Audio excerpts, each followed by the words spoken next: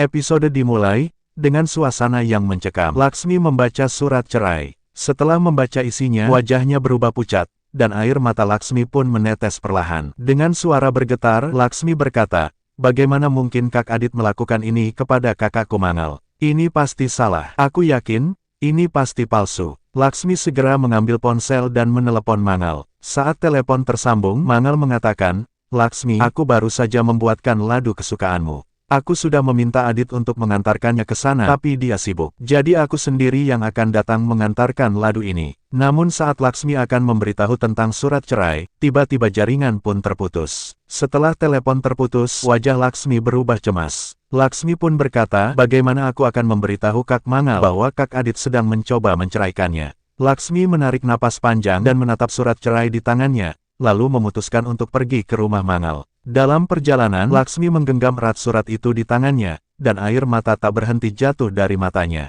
Laksmi pun berpikir, bagaimana mungkin Kak Adit tega melakukan ini? Aku tidak percaya semua ini, dan kuharap semuanya hanya salah paham saja. Di sisi lain, Mangal tengah berada di jalan kuil. Mangal tersenyum kecil ketika melihat bunga segar di toko pinggir jalan, dan berkata, bunga ini pasti membuat Laksmi senang. Di saat yang sama, seorang perempuan menawarkan setangkai bunga kepada Laksmi, dan Laksmi pun segera membelinya. Setelah beberapa saat, Laksmi tiba di kuil. Ketika Mangal melihat Laksmi di seberang jalan, wajahnya langsung berseri. Mangal melambaikan tangan dengan mengatakan, "Laksmi, tetap di sana, aku akan datang." Namun Laksmi merasa sedih dengan air mata yang kembali mengalir di pipinya. Di dalam hati, Laksmi berkata, "Bagaimana aku bisa menghancurkan kebahagiaan Kak Mangal dengan kabar ini? Tapi aku juga tidak bisa menyembunyikan hal ini dari Kak Mangal." Laksmi pun dengan bimbang segera menyeberang jalan menuju Mangal. Namun tiba-tiba sebuah mobil melaju kencang dan menabrak Laksmi dengan keras. Tubuh Laksmi terlempar dan jatuh di jalanan. Mangal pun terkejut dan segera memeluk tubuh Laksmi yang berlumuran darah. Mangal dengan panik berkata, "Laksmi, bukalah matamu. Tolong, seseorang bantu kami." Sementara di tempat lain, Adit dan Kusum sedang dalam perjalanan menuju rumah Gayatri. Tiba-tiba ponsel Kusum berdering. Dengan suara terguncang, Gayatri mengatakan, "Kak Kusum, Laksmi mengalami kecelakaan. Aku baru melihatnya di TV." Kusum terkejut dan menatap Adit dengan cemas. Adit segera menelepon Mangal, namun tidak ada jawaban. Gayatri berkata, "Kak, aku tidak tahu harus berbuat apa." Kusum pun meminta Gayatri untuk tidak merasa cemas. Sementara itu, di sisi lain, Mangal berusaha menghentikan sebuah truk dan memohon untuk membawa Laksmi ke rumah sakit. Sopir truk pun akhirnya setuju membantu Mangal. Mangal dan semua orang segera membawa Laksmi ke dalam truk. Di perjalanan, Mangal menangis terseduh-seduh dan mengenang semua kenangan bersama Laksmi. Sementara di sisi lain, seorang manajer segera mendekati Kartik dan menunjukkan video kecelakaan Laksmi. Kartik pun terkejut dan dengan hancur segera pergi ke rumah sakit. Setelah beberapa saat, Mangal tiba di rumah sakit dan meminta dokter untuk segera menyelamatkan Laksmi.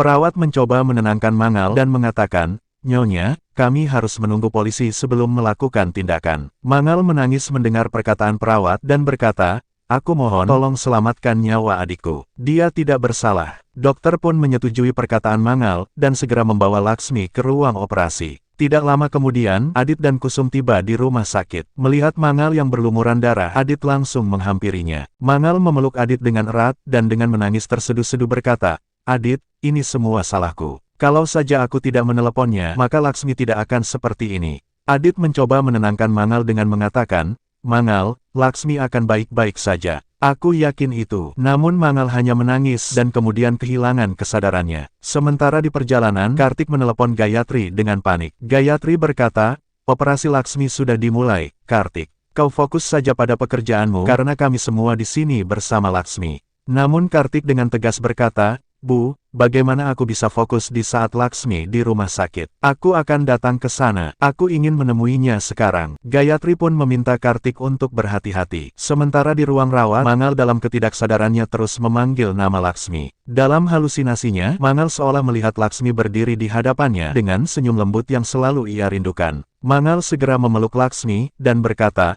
"Laksmi, apakah kau baik-baik saja?" Laksmi pun mengatakan, "Kak, aku baik-baik saja, dan aku tidak akan pernah meninggalkanmu sendirian." Mangal menatap Laksmi dengan mata berkaca-kaca dan berkata, "Laksmi, kau bukan hanya adikku, tetapi kau sudah seperti anakku sendiri. Aku tidak bisa kehilanganmu, Laksmi. Tiba-tiba Mangal keluar dari halusinasinya dan akhirnya sadar dengan mencari keberadaan Laksmi. Kusum yang berdiri di dekat Mangal segera menenangkannya dengan mengatakan, "Mangal, kau tenanglah, karena operasi Laksmi sedang dilakukan." Di ruang operasi, monitor menunjukkan denyut nadi Laksmi menurun. Dokter dan perawat bergegas melakukan tindakan. Sementara di ruangan rawat, Mangal mulai gelisah dan mencoba pergi menemui Laksmi.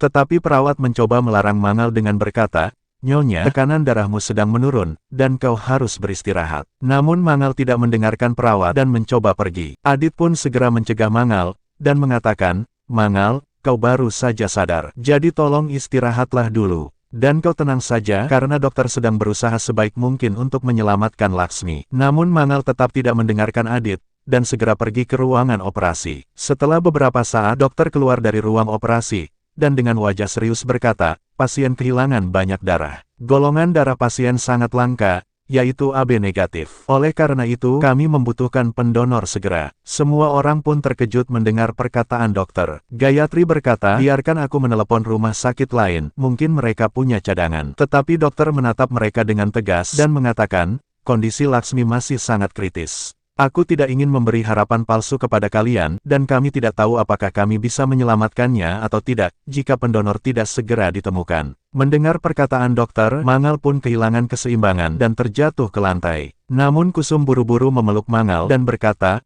"Mangal, kau percayalah karena tidak akan terjadi apa-apa pada Laksmi." Setelah beberapa saat, Mangal berjalan menuju kuil kecil di dekat rumah sakit. Di kuil, Mangal berdiri di depan patung dewa dengan mata bengkak karena menangis, dan mengatakan, "Dewa, bagaimana kau bisa melakukan ini pada Laksmiku di hari ulang tahunnya? Aku mohon padamu, Dewa, selamatkan Laksmi." Mangal pun mengambil lilin dari altar dan menyalakannya di tangannya sendiri. Api itu membakar kulitnya, namun Mangal tidak memperdulikannya, dan berkata, "Dewa, aku akan menyimpan lilin ini di tanganku sampai Laksmi keluar dari bahaya. Dan biarkan rasa sakit ini menjadi doaku untuknya." Di rumah sakit, Kusum merasa khawatir dan meminta Adit untuk menenangkan Mangal. Adit segera berlari keluar dan menemukan Mangal di kuil. Adit pun melihat tangan Mangal terbakar karena menahan lilin terlalu lama, dan dengan cemas berkata, "Apa yang kau lakukan, Mangal? Kau bisa terluka karena melakukan hal ini." Namun Mangal hanya menatap nyala lilin itu, dan mengatakan, "Adit, aku akan terus berdoa di sini sampai dewa mendengarkan permintaanku."